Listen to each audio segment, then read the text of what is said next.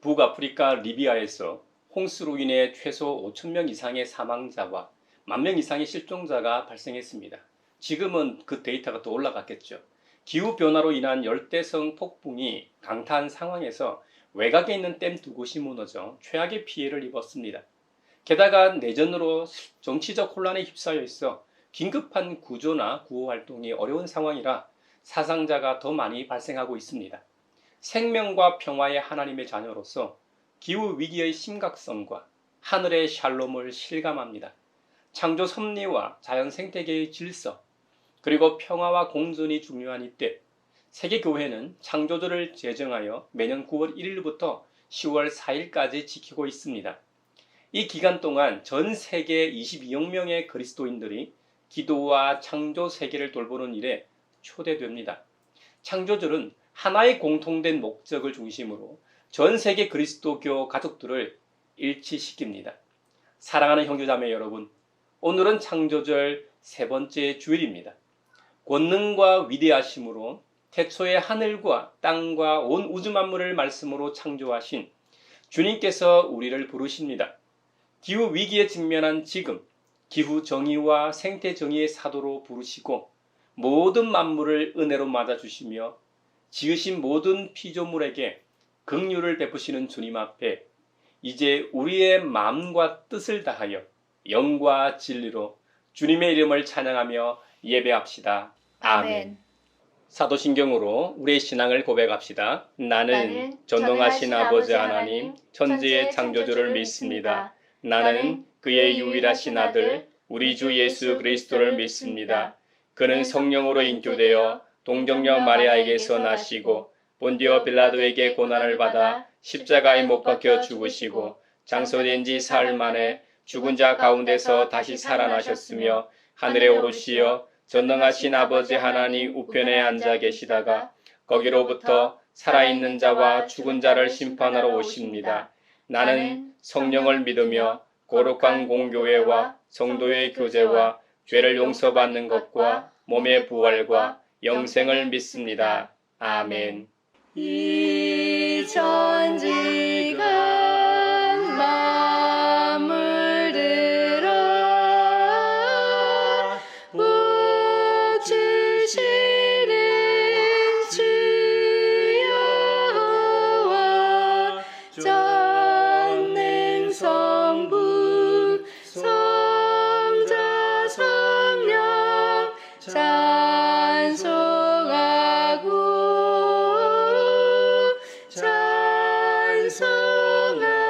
찬송하세. 아멘.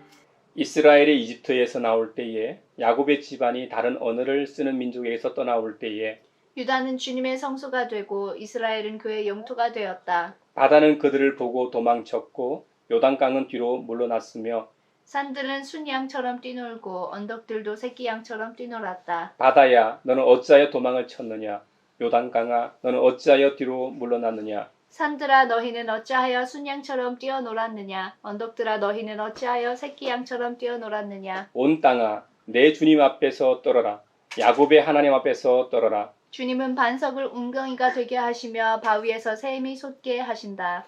아멘. 성삼위일체계 승리한 무리들 딱 깊은 소식 높여서 감사드려. 창조주 하나님 내 주님 되시니 주 앞에 나도 엎드려 경배하네.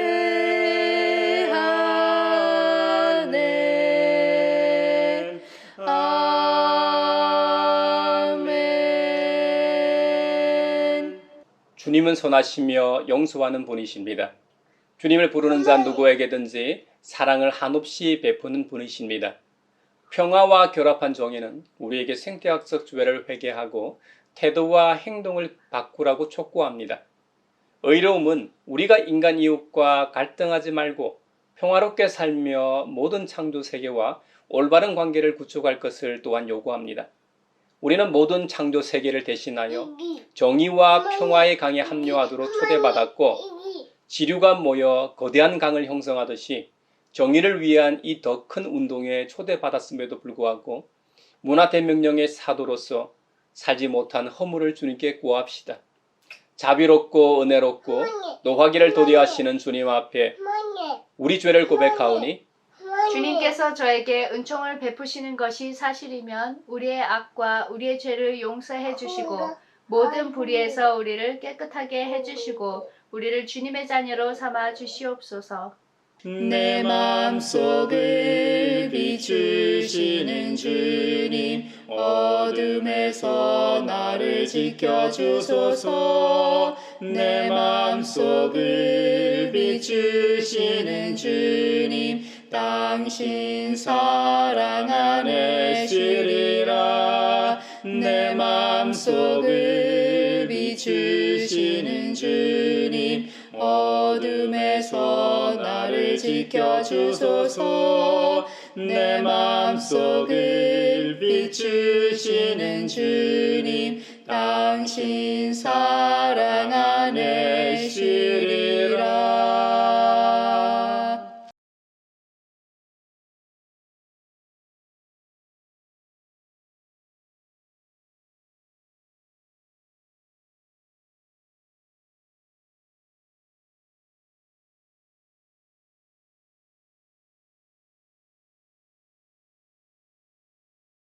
화해와 치유의 하나님, 죽음을 이기신 주님께서 우리가 받아야 할 고통을 대신 받고 우리가 겪어야 할 슬픔을 대신 겪으시고 우리 모두의 죄악을 지우시고 우리가 평화를 누리게 하셨습니다. 이제 주님께서 우리의 죄를 용서하셨음을 주님의 이름으로 선언합니다. 아멘. 찬미하여라 오 나의 영혼아,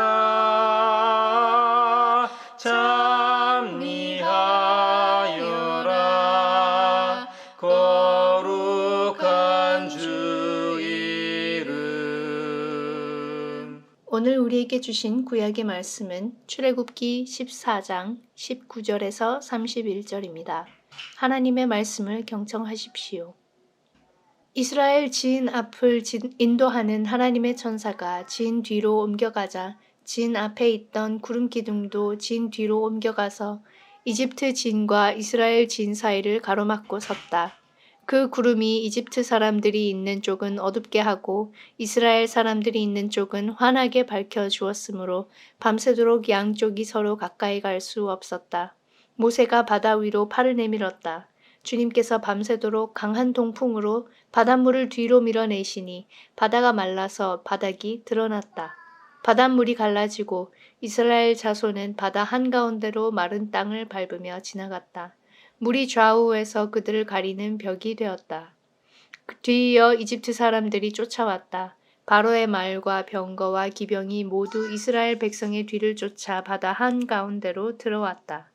새벽녘이 되어 주님께서 불기둥과 구름기둥에서 이집트 진을 내려다보시고 이집트 진을 혼란 속에 빠뜨리셨다. 주님께서 병거의 바퀴를 벗기셔서 전진하기 어렵게 만드시니 이집트 사람들은 이스라엘 사람들을 쫓지 말고 되돌아가자 그들의 주가 그들 편이 되어 우리 이집트 사람과 싸운다 하고 외쳤다. 주님께서 모세에게 이르셨다. 너는 바다 위로 너의 팔을 내밀어라. 그러면 바닷물이 이집트 사람과 그 병거와 기병 쪽으로 다시 흐를 것이다. 모세가 바다 위로 팔을 내미니 새벽녘에 바닷물이 본래의 상태로 되돌아왔다. 이집트 사람들이 되돌아오는 물결에서 벗어나려고 하였으나 주님께서 이집트 사람들을 바다 한가운데 빠뜨리셨다. 이렇게 물이 다시 돌아와서 병거와 기병을 뒤덮어 버렸다. 그래서 이스라엘 백성의 뒤를 따라 바다로 들어간 바로의 모든 군대는 하나도 살아남지 못하였다. 이스라엘 자손은 바다 한가운데로 마른 땅을 밟으며 지나갔는데 바닷물이 좌우에서 그들을 가리는 벽이 되어 주었던 것이다. 바로 그날 주님께서 이스라엘을 이집트 사람들의 소나기에서 구원하셨고 이스라엘은 바닷가에 널려 있는 이집트 사람들의 죽음을 보게 되었다. 이스라엘은 이집트를 치신 주님의 크신 권능을 보고 주님을 두려워하고 주님과 주님의 종 모세를 믿었다. 성령이여 우리 성경 읽을 때 그 속에서 빛을 보게 하소서. 오늘 우리에게 주신 서신의 말씀은 로마서 14장 1절에서 12절입니다. 하나님의 말씀을 경청하십시오. 여러분은 믿음이 약한 이를 받아들이고 그의 생각을 시비거리로 삼지 마십시오. 어떤 사람은 모든 것을 다 먹을 수 있다고 생각하지만 믿음이 약한 사람은 채소만 먹습니다. 먹는 사람은 먹지 않는 사람을 없이 여기지 말고 먹지 않는 사람은 먹는 사람을 비판하지 마십시오. 하나님께서는 그 사람도 받아들이셨습니다. 우리가 누구이기에 남의 종을 비판합니까? 그가 서 있든지 넘어지든지 그것은 그 주인이 상관할 일입니다. 주님께서 그를 서 있게 할 수 있으시니 그는 서 있게 될 것입니다.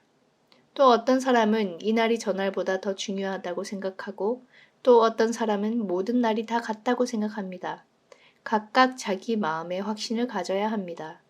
어떤 날을 더 존중히 여기는 사람도 주님을 위하여 그렇게 하는 것이요. 먹는 사람도 주님을 위하여 먹으며 먹을 때에 하나님께 감사를 드립니다. 그리고 먹지 않는 사람도 주님을 위하여 먹지 않으며 또한 하나님께 감사를 드립니다. 우리 가운데는 자기만을 위하여 사는 사람도 없고 또 자기만을 위하여 죽는 사람도 없습니다. 우리는 살아도 주님을 위하여 살고 죽어도 주님을 위하여 죽습니다. 그러므로 우리는 살든지 죽든지 주님의 것입니다. 그리스도께서 죽으셨다가 살아나신 것은 죽은 사람에게도 산 사람에게도 다 주님이 되시려는 것이었습니다. 그런데 어찌하여 그대는 형제나 자매를 비판합니까? 어찌하여 그대는 형제나 자매를 업신여깁니까? 우리는 모두 다 하나님의 심판대 앞에 서게 될 것입니다. 성경에는 이렇게 기록되어 있습니다. 주님께서 말씀을 하신다. 내가 살아있으니 모든 무릎이 내 앞에 꿇을 것이요 모든 입이 나 하나님을 찬양할 것이다. 그러므로 우리는 각각 자기 일을 하나님께 사실대로 아뢰어야 할 것입니다. 성령이여 우리 성경 읽을 때 그 속에서 빛을 보게 하소서. 오늘 우리에게 주시는 복음의 말씀은 마태복음서 18장 21절로 35절입니다. 주님의 말씀을 경청하십시오. 그때에 베드로가 예수께 다가와서 말하였다. 주님, 내 형제가 나에게 자꾸 죄를 지으면 내가 몇 번이나 용서하여 주어야 합니까? 7번까지 하여야 합니까? 예수께서 대답하셨다. 70번을 7번이라도 하여야 한다. 그러므로 하늘나라는 마치 자기 종들과 샘을 가리려고 하는 어떤 왕과 같다. 왕이 샘을 가리기 시작하니 10,000달란트 빚진 종 하나가 왕 앞에 끌려왔다. 그런데 그는 빚을 갚을 돈이 없으므로 주인은 그 종에게 자신과 그 아내와 자녀들과 그 밖에 그가 가진 것을 모두 팔아서 갚으라고 명령하였다. 그랬더니 종이 그 앞에 무릎을 꿇고 참아 주십시오. 다 갚겠습니다 하고 애원하였다. 주인은 그 종을 가엾게 여겨서 그를 놓아주고 빚을 없애주었다. 그러나 그 종은 나가서 자기에게 100데나리온 빚진 동료 하나를 만나자 붙들어서 멱살을 잡고 말하기를 내게 빚진 것을 갚아라 하였다. 그 동료는 엎드려 간청하였다. 참아주게, 내가 갚겠네. 그러나 그는 들어주려 하지 않고 가서 그 동료를 감옥에 집어넣고 빚진 돈을 갚을 때까지 갇혀 있게 하였다. 다른 종들이 이 광경을 보고 매우 딱하게 여겨서 가서 주인에게 그 일을 다 일렀다. 그러자 주인이 그 종을 불러다 놓고 말하였다. 이 악한 종아, 네가 애원하기에 나는 너에게 그 빚을 다 없애주었다. 내가 너를 불쌍히 여긴 것처럼 너도 내 동료를 불쌍히 여겼어야 할 것이 아니냐. 주인이 노하여 그를 형무소 관리에게 넘겨주고 빚진 것을 다 갚을 때까지 가두어 두게 하였다. 너희가 각각 진심으로 자기 형제자매를 용서해 주지 않으면 나의 하늘 아버지께서도 너희에게 그와 같이 하실 것이다. 이것은 주님의 말씀입니다. 하나님 감사합니다. 성령이여 우리 성경 읽을 때 그 속에서 빛을 보게 하소서. 사회를 위하여 기도합니다. 대한민국의 표현과 언론의 자유가 침해당하고 있다는 지적이 있습니다. 검찰이 두 언론사와 두 기자들을 대통령을 명예훼손했다는 혐의로 고발한 사람도 없이 알아서 압수수색에 들어갔습니다. 절차적으로 볼 때 정말 문제의 인터뷰가 허위였는지 먼저 따져봐야 할 텐데 검찰은 이미 결론을 내고 수사를 합니다. 대통령이라는 공인에 대한 표현의 자유를 묵살하고 모든 비판을 막겠다는 의도로 보여 국제기자연맹도 비판 성명을 냈습니다. 검찰 출신 대통령이 검찰을 내세워 언론을 장악하며 국민의 눈과 귀를 막아 세상을 읽는 눈을 멀게 하고 정치에 대해 냉담하게 될까 우려됩니다. 정부는 소위 가짜뉴스를 없앤다며 모든 비판을 묵살시키는 전체주의적인 의도와 행위를 멈추게 하시고 시민들은 하루하루 일어나는 믿을 수 없는 지도자들의 발언과 뉴스에 무뎌지지 않고 똑똑히 바라보며 판단하고 행동하게 하소서. 성령의 은사를 나에게 채우사 주님의 사랑 본받아 나 살게 하소서. 교회를 위하여 기도합니다. 이번 주간 한국교회 교단 총회가 열립니다. 각 총회마다 주요 안건들이 있겠지만 그 현안들이 시대 정신을 담고 있게 하시고 다음 세대와 교회에 도움이 되는 회의들이 되게 하소서. 본 교회가 소속된 예장통합 측은 총회 장소로 인해 끝까지 논란이 되고 있습니다. 제108회 총회를 앞두고 총회장은 목회서신을 통해 적법한 절차에 따라 차기 총회 장소를 결정한 총회 임원회의 화해와 통합을 위한 진심을 왜곡해서 해석하는 주장에 대해 우려와 유감의 입장을 밝혔습니다. 그리고 총회의 원만한 소집과 진행에 지장을 주는 시도와 행동은 관련 규정에 따른 제한을 하겠다고 엄포하였습니다. 세습으로 인해 교회의 명예를 실추시킨 교회의 면죄부를 주려고 시도하는 총회 임원들의 이런 행위가 과연 화해와 통합을 위한 것인지 되물을 수밖에 없습니다. 지금이라도 바른 생각으로 총회를 운영하게 하시고 명성교회와 목회 세습 당사자들의 참된 회개가 있게 하시고 이런 일로 인해 거룩한 총회가 쓸데없는 일에 그 힘을 소비하지 않기를 바랍니다. 한국교회가 진정으로 교회가 되게 하시고 이 시대의 빛과 소금이 되게 하소서. 성령의 은사를 나에게 채우사 주님의 사랑 본받아 나 살게 하소서. 세계 평화를 위하여 기도합니다. 지난주 모로코에서 120년 만에 발생한 최대 규모 지진으로 인해 작은 도시들의 건물은 완전히 무너져 내렸습니다. 지금 총 사망자가 약 3,000명, 부상자 5,670명, 그리고 실종자도 많아서 사망자 수는 더 늘어날 것이라고 합니다. 또 리비아의 많은 비와 태풍으로 댐이 무너져 현재 사망자 6,000명, 실종자 10,000명으로 추정되고 이재민은 3만 명 이상이 발생했다고 합니다. 시신을 보관할 장소가 없어서 질병이 돌 것이 우려되는 상황입니다. 리비아는 특히 정상 작동하는 중앙정부가 없어서 피해를 더 키웠고 지금도 후처리가 잘 되지 않고 있습니다. 모로코와 리비아는 국제사회의 연대와 긴급 구호를 받아 심각한 2차 피해를 막고 시민들을 도우며 도시들이 재건되게 하소서. 성령의 은사를 나에게 채우사 주님의 사랑 본받아 나 살게 하소서. 옛날에 노예 제도가 있을 때 보면 주인이나 종이 거의 같은 성품을 지니는 것을 봅니다. 주인이 남을 배려하고 아량이 넓고 돕는 사람이면 그 집 종도 너그러운 태도와 말을 합니다.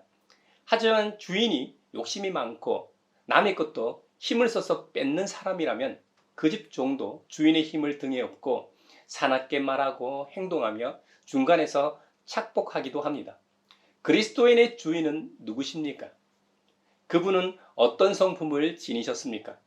우리가 그리스도인이 맞다면 우리는 우리의 주인인 주님의 성품을 닮아 주님처럼 말하고 행동하고 있는지요?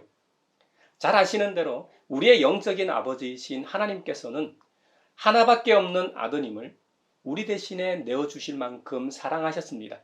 창세기에 보면 원래 인간은 하나님과 교제하며 살도록 창조되었습니다. 그러나 뱀의 형체로 나타난 사탄의 꾀에 넘어가 하나님과 약속을 그만 깨뜨리고 말았죠. 그로 인해 하나님의 언약을 어길 마음이 생기도록 사람을 꾀어 속이고 부추긴 뱀도 저주를 받았고, 뱀의 유혹을 이기지 못하고 그 꾀수에 넘어가 결국 불순종의 죄를 저질러 본질적 죄인이 된 사람 둘 다 저주를 받았습니다.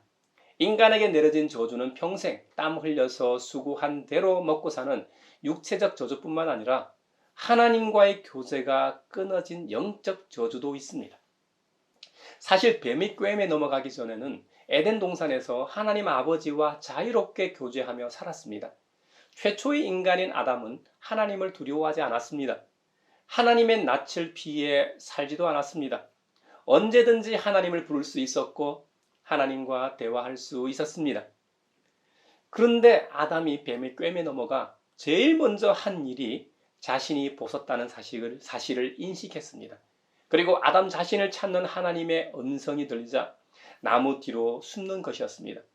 예전 같았으면 자신을 찾는 하나님의 목소리가 들렸을 때 네 하나님, 제가 여기 있습니다 하고 대답했을 겁니다.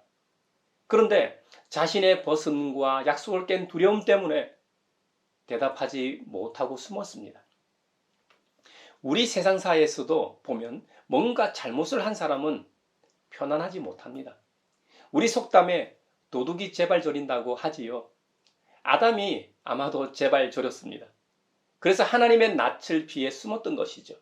하나님과의 교제가 아담 한 사람의 단절로 끝난 것이 아니라 문제는 아담의 자녀로 태어나는 모든 인류에게도 적용된다는 심각성이 문제였습니다. 그래서 하나님께서 요한복음 3장 16, 17절 그 유명한 구절에서 하나님께서 세상을 이처럼 사랑하셔서 외아들을 주셨으니 이는 그를 믿는 사람마다 멸망하지 않고 영생을 얻게 하려는 것이다 라고 하셨습니다. 또한 하나님께서 아들을 세상에 보내신 것은 세상을 심판하시려는 것이 아니라 아들을 통하여 세상을 구원하시려는 것이다 라고 말씀하셨습니다. 즉 하나님 아버지께서 그분의 아드님을 우리에게 주신 이유는 우리를 심판하시려는 것이 아니라 우리를 구원하시기 위해서입니다. 사람이 남을 위해 자신의 아들, 딸을 내어주는 존재가 어디 있습니까? 그런 사람을 보셨습니까? 또 하나님 아버지의 아드님이신 예수님은 어떤 분이십니까? 예수님은 신적 권능을 가지신 분이시지만 우리를 위해 우리와 똑같은 피조물이 되셨습니다. 하나님이 사람이 된 사건을 그리스도교회에서는 성육신이라고 하죠. 요한복음 1장 14절 태초의 말씀으로 천지 만물을 창조하신 바로 그 말씀이 육신이 되어 우리 가운데 사셨다. 우리는 그의 영광을 보았다. 그것은 아버지께서 주신 외아들의 영광이었다. 그는 은혜와 진리가 충만하였다고 했습니다. 성육신 하신 하나님이신 예수님께서 하신 일이 무엇입니까? 십자가의 대속의 죽음과 부활로 대표되는 구속 사역입니다. 우리는 구속의 은혜로 말미암아 영원히 죽을 형벌에서 영원한 영생의 은혜를 입었습니다. 그래서 교회에서는 그 표지로서 성부 하나님, 성자 예수님, 성령 하나님, 성삼위 하나님의 이름으로 세례를 받고 하나님의 백성이 됩니다. 물론 물 세례는 형식적인 것이고 우리가 하나님의 사람이 되었다는 표식에 지나지 않지만 본질적으로 우리는 우리의 죄를 인정하고 하나님께서 우리를 사랑하셔서 우리를 위해 보내신 그분의 아드님 예수님께서 우리 대신해서 십자가에서 죽으시고 우리를 위해 다시 부활하셨음을 믿는 것이죠. 그래서 이제는 우리 자신 마음대로 사는 존재가 아니라 그리스도 안에서 하나님의 뜻대로 사는 믿음의 사람이 될 것이죠. 갈라디아서 2장 20절에 나는 그리스도와 함께 십자가에 못 박혔습니다. 사도 바울의 고백입니다. 이제 살고 있는 것은 내가 아닙니다. 그리스도께서 내 안에서 살고 계십니다. 내가 지금 육신 안에서 살고 있는 삶은 나를 사랑하셔서 나를 위하여 자기 몸을 내어주신 하나님의 아들을 믿는 믿음 안에서 살아가는 것입니다. 이것을 하나님께서 우리 안에 함께 하신다는 의미에서 그리스도 교회에서는 내주하신다고 합니다. 즉 하나님의 거룩한 영이신 보혜사 성령님이 나와 영원히 함께 하신다는 의미입니다. 그러므로 우리는 성령의 사람이 된 것이죠. 그렇기 때문에 사도 바울의 권면처럼 방탕한 술 취한 인생이 아니라 오직 성령으로 충만함을 입은 존재로 살아가야 합니다. 예수 그리스도로 인해 영적으로 새롭게 태어난 새 사람을 거듭났다는 의미에서 그리스도 교회에서는 중생이라고 합니다. 어디서 많이 들어보지 않으셨습니까? 중생이라는 말을 불교에서도 사용합니다. 불교에서 말하는 중생은 부처의 구제 대상이 되는 생명을 가지고 있는 모든 존재를 가리킵니다. 반면 그리스도 교회에서 말하는 중생은 영적으로 다시 새롭게 되는 것을 말합니다.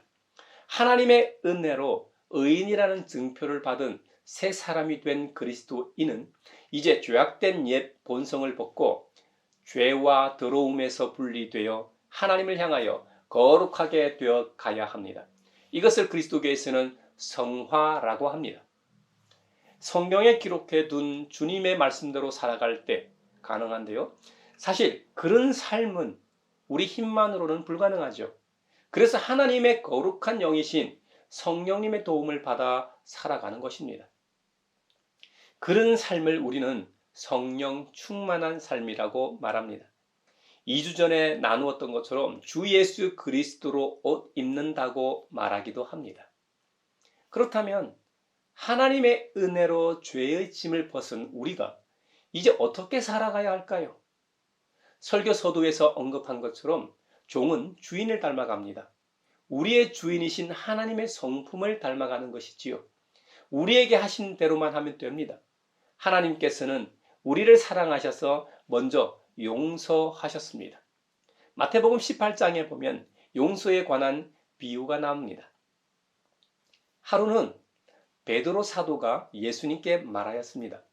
주님, 내 형제가 나에게 자꾸 죄를 지으면 내가 몇 번이나 용서하여 주어야 합니까? 한 7번까지 하여야 합니까? 베드로가 용서의 횟수를 7번으로 말하는 이유는 당시 랍비의 교훈에 의하면 3번 용서하면 되었기 때문입니다. 유명한 랍비들이 했던 말을 인용하면 랍비 요셉 벤 하니나는 말하길 자기 이웃에게 용서를 구하되 3번이 넘어서는 안 된다라고 했습니다. 또 다른 랍비 요셉 벤 예후다는 말하길 사람이 한 번 과실을 범하면 용서된다. 사람이 2번 과실을 범해도 용서된다. 사람이 3번 과실을 범해도 용서된다. 그러나 4번째는 용서되지 않는다라고 말하며 가르쳤습니다. 이것이 옳다는 것은 아모스 선지자에 의해서도 증명됩니다. 아모스 1장에 보면 서너 가지 죄를 범한 여러 민족에 대한 멸망이 나열되는 것에서 확인이 가능합니다.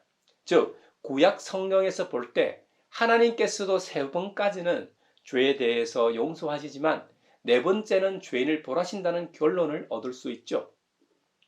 사람이 하나님보다 더 관대할 수는 없으니까 용서는 3번이 한계라고 생각하고 베드로 사도가 자신 딴에는 아주 넉넉하게 잡는다고 한 것이 랍비들이 가르친 3번의 곱절의 좋은 숫자가 되도록 하나를 더 보태 7번이라고 말했던 것 같습니다. 그래서 베드로는 예수님께 7번 용서하면 되겠습니까? 하고 질문했던 것이죠. 사실 용서하는 것은 참으로 훌륭하고 좋은 것이지만 우리의 실제 삶에서 생각으로도 행동으로도 배우기 힘든 교훈입니다. 우리가 미안해, 용서해 줄게 라고 말을 하지 못하게 막는 것은 무엇일까요? 저에게는 쌍둥이 아기들이 있습니다. 주님께서 은혜로 아들, 딸 하나씩 주셨죠. 그런데 이 녀석들이 지금 27개월인데요. 조금 컸다고 자기 주장이 생기기 시작했어요. 그래서 쌍둥이 중 다른 녀석이 자기가 가지고 놀고 있는 이 장난감을 가져가거나 달라고 했을 때 주지 않으면 상대방을 밀치거나 때리기까지 합니다. 그러면 장난감을 뺏기거나 울게 되겠죠. 그러면 부모로서 바로 제지하고 원인 제공을 한 아기에게 미안해 라고 말하라고 하면 바로 따라서 미안해 하고 말합니다. 그러니 다른 아기에게 괜찮아 다음부터 하지 마 라고 말하라고 하면 그 아기 역시 괜찮아 다음부터 하지 마 하고 말합니다. 그런데 우리가 살아가는 세상사에서 성인된 우리가 미안해, 괜찮아, 용서해 줄게, 다음부터 하지 마 하고 말하지 못하는 이유는 아마도 우리가 어린아이 같지 않기 때문입니다. 우리 예수님께서는 분명 어린아이와 같은 사람이 하늘나라에서 가장 큰 사람이라고 말씀하셨습니다. 하나님의 나라는 어린아이와 같은 사람들의 것이라고 하셨습니다. 우리가 죽어서 가는 천국뿐만 아니라 우리가 살아가고 있는 지금 여기에서 천국을 경험하지 못하는 이유는 우리가 어린아이 같은 순수성을 잃어버렸기 때문입니다. 어린아이 같은 순수성을 되찾기는 쉽지 않죠. 그래서 예수님께서는 비유를 하나 드십니다. 빚을 탕감받은 종에 대한 이야기입니다. 예수님께서 하늘나라는 자기 종들과 셈을 가리려고 하는 어떤 왕과 같다고 하셨습니다. 왕이 셈을 가리기 시작합니다. 그 중에 1만 달란트 빚진 종 하나가 있었습니다. 그 차례가 되어 왕 앞에 끌려왔습니다. 그런데 그는 1만 달란트 빚을 갚을 돈이 없었습니다. 주인은 그 종에게 자신과 그 아내와 자녀들과 그 밖에 그가 가진 것을 모두 팔아서 갚으라고 명령하였습니다. 그랬더니 아무것도 가진 것이 없고 능력도 없는 그 종이 그 앞에 무릎을 꿇고 참아주십시오. 다 갚겠습니다 하고 애원하였습니다.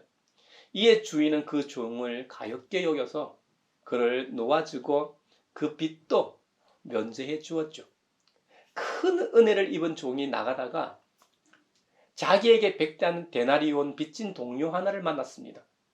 100데나리온 빚진 동료 멱살을 붙잡고 말합니다. 내게 빚진 것을 갚아라. 그 동료는 엎드려 간청합니다. 참아주게, 내가 갚겠네. 그러나 그는 들어주려 하지 않고 가서 그 동료를 감옥에 집어넣고 빚진 돈을 갚을 때까지 갇혀있게 하였다는 것이죠. 다른 종들이 이 모습을 보았습니다. 매우 딱하게 여겼고 가서 주인에게 그 일을 다 일렀습니다. 그래서 주인이 1만 달란트 빚진 종을 다시 불러다 놓고 말합니다. 이 악한 종아, 네가 애원하기에 나는 너에게 그 빚을 다 없애주었건만 너는 내가 너를 불쌍히 여긴 것처럼 너도 내 동료를 불쌍히 여겼어야 할 것이 아니냐. 그러면서 주인이 노하여 그를 똑같이 형무소 관리에게 넘겨주고 빚진 것을 다 갚을 때까지 가두어 두게 하였습니다. 예수님께서 이 비유를 드시면서 마지막으로 말씀하십니다.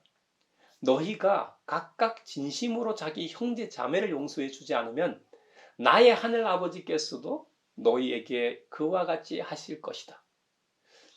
우리가 용서한 대로 용서하신다는 말씀이 아닙니다. 하나님께서는 조건 없이 우리를 먼저 용서하셨습니다. 용서받은 존재로서 우리도 동일하게 용서하며 살기를 원하셨을 뿐입니다. 세상의 그 무엇으로도 용서함을 받을 수 없는 존재가 큰 은혜로 용서를 받았는데 자신에게 작은 것을 피해준 이에게 그만 용서하지 못하면 되겠느냐? 그렇다면 너에게 이 엄청난 것을 용서하신 하나님께서 가만히 계시겠느냐는 겁니다. 우리는 하나님의 나라를 소유한 자들입니다. 천국 시민권자로서 하나님 나라에서 살아가는 자들입니다.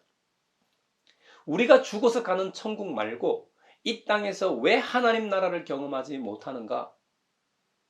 그것은 앞서 어린아이와 같은 수수성을 잃어버렸기 때문이라고 했습니다. 어린아이와 같은 수수성을 되찾기를 축원합니다.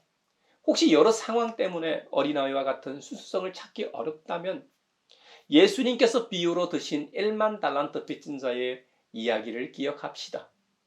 1만 달란트와 100데나리온의 가치를 정확하게 비교하면 확 와닿을 겁니다. 한 데나리온은 당시 노동자나 군인 하루 품삯이었습니다. 그리고 1만 달란트는 명확하게 금, 은을 구별하지 않기 때문에 당시 돈의 단위로 사용된 은으로 간주하고 계산하면 은 한 달란트는 6천 데나리온이었습니다. 데나리온과 달란트의 가치는 6,000배의 차이를 보이는 것이죠. 그렇다면 100데나리온에 비하면 한 달란트는 60배의 가치를 가지고 있고 1만 달란트는 60만 배의 가치를 가지고 있습니다. 그 종 입장에서는 100데나리온이 적은 금액이 아니었을 겁니다. 요즘 노동자 하루 일당이 10만 원이라고 치면 1000만 원이었으니까 용서하기 쉽지 않았을 겁니다. 그리고 자신의 1만 달란트는 이미 용서받았으니까 그 은혜를 까맣게 아마 잊어먹었던 것이죠. 그런데 다시 한번 숫자적으로 그 가치를 비교하면 1만 달란트 빚진 종이 용서하지 못한 금액은 현재의 화폐 가치로 환산하면 1000만 원입니다. 1000만 원. 꽤 큰 금액이죠. 하지만 그 종이 주인으로부터 용서받은 금액은 현재의 화폐 가치로 환산하면 6조 원입니다. 이건 개인으로서는 상상할 수 없는 액수입니다. 이제 더 명확해졌죠. 6조 원 빚을 탕감받은 사람이 자신에게 빚진 1000만 원을 용서 못하고 있습니다. 정말 웃기는 장면 아닙니까? 우리가 하나님으로부터 용서받은 죄의 무게는 6조 원이 아닙니다. 이 세상의 모든 돈을 다 갖다 바친다고 해도 사실 용서받을 수 없는 무게입니다. 하지만 하나님께서는 자신의 무한하신 사랑으로 우리를 그냥 용서하셨습니다. 그렇다면 우리가 이 세상에서 살아가면서 용서하지 못할 죄가 어디 있겠습니까? 사랑하는 형제자매 여러분, 용서하는 것은 참으로 훌륭하고 좋은 것이지만 우리의 실제 삶에서 생각으로도 행동으로도 배우기 힘든 교훈임에 틀림없지만 주님의 교훈을 마음에 새겨 용서의 능력을 소유한 우리 모두가 되길 축원합니다.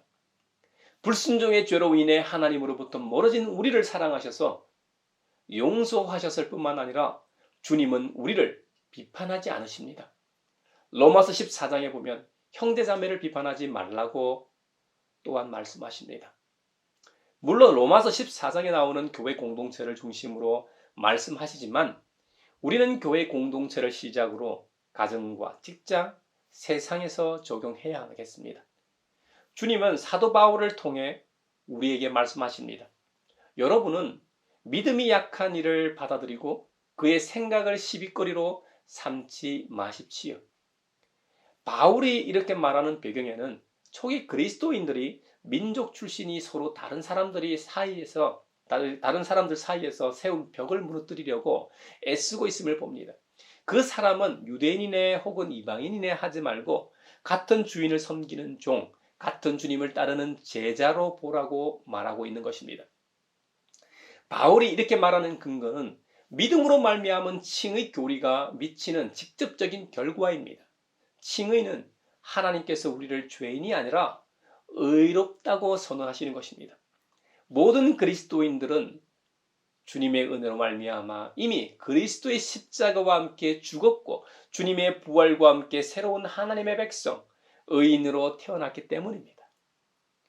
이제 모든 그리스도인들은 출신 성분이나 여러 사회적 배경과는 관계없이 동등합니다. 그리고 주님의 몸된 교회 공동체 안에서는 모두 똑같이 환영받습니다. 하나님의 아들 예수 그리스도, 우리 주님께서 죽음과 부활을 통해 이루신 일 때문이죠. 바울이 말하는 당시 유대인이나 이방인 모두의 주님이시고 하나님께서 모든 사람들을 위해 예수님을 다시 살리셨기 때문입니다. 그러므로 모든 성도들은 함께 살아가는 방법을 배워야 합니다. 서로 깔보거나 하나님이 어떤 한 가지 방식을 다른 방식보다 더 기뻐하신다는 말을 해서도 안 되고 암시를 풍기지도 말아야 합니다. 교회 오래 다닌 사람일수록 성숙해야 합니다. 이제 막 교회에 나오기 시작한 사람이나 몇 년 안 된 사람들을 향해 어떤 비판도 하면 안 된다는 것이죠. 교회 다닌 횟수가 오래될수록 비판을 통제하고 사람을 세우는 말을 해야 한다는 것이죠. 세상 살이에 찌든 사람이 왔다고 칩시다. 그는 술, 담배를 많이 하는 사람일 수도 있습니다. 그 교회에 오기 직전 술, 담배를 하고 올 수도 있고 직전에 안 했다고 해도 담배 냄새가 옷에 아마도 배어 있을 수 있습니다. 이전에는 맡지 못했던 냄새라 불편하긴 해도 죽을 만큼은 아니잖아요. 다만 믿음의 사람으로서 우리는 그가 술, 담배로부터 빨리 자유로워질 수 있도록 기도하는 겁니다. 그리고 술, 담배가 생각나지 않도록 그리스도 안에서 함께 어울리며 친교하며 코이노니아 하면 됩니다. 이것이 주님께서 기뻐하시는 모습이라 확신합니다. 우리 가양교회가 그런 교회가 되길 축원합니다. 비판하는 데 있어 대표적인 것이 내가 옳다고 생각하는 데서 비판이 나옵니다. 이것은 저도 빠지기 쉬운 것입니다. 제 아내와 어떤 주제를 가지고 대화하다 보면 나는 틀리지 않고 옳다고 전제하고 말하는 경우들이 있더라고요. 그것을 아내가 지적해져 깨닫곤 합니다. 이것은 교회에 오래 다닌 사람들이 쉽게 빠지는 것이기도 합니다. 초신자들에 비해 기신자들이 틀리다고 생각을 못합니다. 교회 생활을 오래 했기 때문에 당연히 내가 맞다고 생각하죠. 적지 않은 부분이 맞겠지만 그렇다고 전혀 틀린 점이 없는 것은 아니죠. 고인물이 부패하고 썩게 마련입니다. 물은 반드시 흘러야 깨끗함을 유지합니다. 교회 공동체도 마찬가지입니다. 그래서 장로교회와 같은 개혁교회는 한번 개혁된 교회는 계속해서 개혁되어야 한다는 모토가 있는 것이죠. 물론 개혁의 주체는 하나님이시고 개혁의 대상은 하나님의 백성인 모든 성도들입니다. 모든 예언의 말씀을 친히 이루신 예수 그리스도의 인격과 사역 안에 교회는 이미 개혁되었습니다. 역사 속에서 이미 개혁된 교회는 주님의 나라가 다시 온전하게 임하실 때까지 늘 항상 개혁되어야 하는 것이죠. 우리 가양교회도 주님 다시 오실 때까지 늘 개혁되어지길 축원합니다. 그 개혁의 내용이 비판하지 않는 것입니다. 새로운 세대가 새로운 제안을 할 때 그 시대는 비판하지 말아야 합니다. 옛말에도 옹고지신이라는 말처럼 우리 교회 다음 세대들이 딛고 있는 것은 선대의 밑거름임을 부정할 수 없습니다. 선대들이 걸어오고 이루어 놓은 것 위에 다음 세대들이 새로운 시대 정신에 맞게 신앙을 펼쳐 나갈 것입니다. 그러려면 기성세대가 다음 세대를 비판하지 말고 그들의 날개짓을 할 수 있도록 장을 활짝 열어주어야 합니다. 너와 나의 다름을 인정하고 서로 수용해야 합니다. 더 나아가 교회의 정책 수립 과정에 다음 세대가 참여해서 하고 그들의 목소리가 반영되어야 합니다. 그리고 실제적으로 그 정책들이 실행되는 단계에도 다음 세대가 동참해 함께 일을 해야 합니다.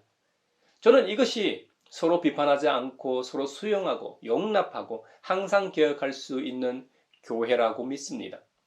이 일에 우리 모두가 함께 하길 바랍니다. 그리고 주님께서 비유로 말씀하신 1만 달란트 빚진 종의 이야기처럼 용서하는 그리스도인이 됩시다. 우리 안에는 이미 그리스도로 인해 용서하는 능력이 있습니다. 하나님 나라 백성으로서 영원한 형벌에 처할 뻔한 죄인에서 영생을 얻었을 뿐만 아니라 이 세상을 다 가진 상속자 의인이 된 것을 잊지 않는다면 어찌 용서하지 않고는 못 빼길 겁니다.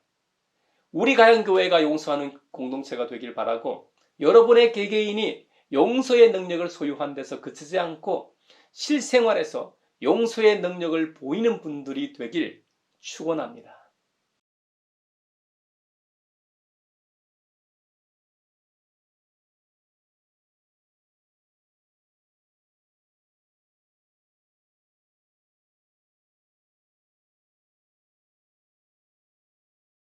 내게 있는 모든 것을 주를 위해 드리네.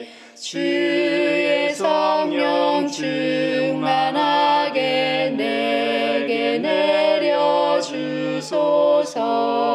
주께 드리네. 주께 드리네. 사랑하는 구주 앞에 모두 드리네.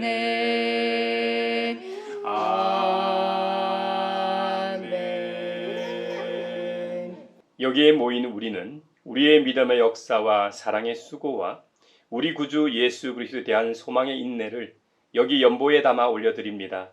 주님께서 말씀하신 대로 인색함으로나 억지로 하지 않고 남에게 해를 입히지 않고 용서함으로 율법의 완성인 사랑을 실천하게 하심에 감사하여 각각 그 마음에 정한 대로 즐거운 마음으로 바치오니 향기로운 예물이 되게 하소서. 은혜의 주님, 우리의 정성을 어여삐 여기시어 주님께서 베푸신 은혜에 비하면 보잘것없지만 말씀하신 대로 미리 구별하여 드리오니 기쁘게 받으시옵소서. 우리의 가진 것이 비록 적어도 바치는 기쁨은 더 커지고 비록 버는 것이 적어도 나누는 즐거움은 더욱 넘쳐 우리 믿음의 소문이 각처에 퍼지게 하소서. 우리 주님 예수 그리스도의 이름으로 감사하며 기도하옵나이다. 아멘. 구원자 주 예수 하나님의 아들 귀하신 어린 양 메시아 거룩하신 하나님. 오 하나님 감사해. 독생자 주시고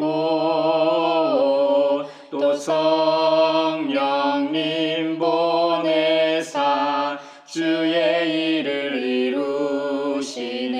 이루시네. 예수 나의 구주 놀라운 그 일을 귀하신 어린 양 메시아 죄인 위해 죽으셨네. 오 하나님 감사해. 독생자 주시고 또 성령님 보내사 주의 일을 이루시네. 영광 중에 설 때 주 얼굴 배웠고 왕 되신 주 그곳에서 영원토록 섬기리. 오 하나님 감사해. 독생자 주시고 또 성령님 보내사 주의 일을 이루시네. 평화 인사를 나눕시다. 주님의 평화를 빕니다. 주님의 평화를 빈다 얘들아. 주님의 평화가 여러분과 함께 하시기를 바랍니다. 이제 축도하겠습니다. 창조의 춤을 추시는 하나님, 아름다운 백합을 꽃피우게 하시는 하나님, 혼돈을 질서로 바꾸시는 하나님, 창조 질서 안에서 하나님의 영광을 성찰하고 우리의 삶과 교회를 변화시키시는 하나님께서 여러분에게 복의 복을 내려주셔서 언제 어디서나 여러분을 지키시기를 원하며 주님께서 그분의 인자한 얼굴을 여러분에게 비추사 필요에 따라 물질과 건강과 은혜 베푸시기를 원하며 주님께서 여러분이 하는 일과 가정과 자녀들과 함께 하시길 원하며 주님의 몸된 하나의 거룩하고 보편적인 사도적인 모든 교회와 우크라이나 전쟁 종식과 한반도 평화 통일과 함께 하시길 원하며 홍수 피해로 고통받고 있는 리비아와 지진 피해로 고통받고 있는 모로코와 함께 하시어 그들이 회복되어 빨리 일상으로 돌아가길 원하며 오늘 말씀처럼 주님처럼 비판하지 않고 용서의 능력을 소유한 성도로 살아가고자 세상으로 나아가는 사람들 위에 평강 주시기를 성부와 성자와 성령의 이름으로 축원하옵나이다. 아멘.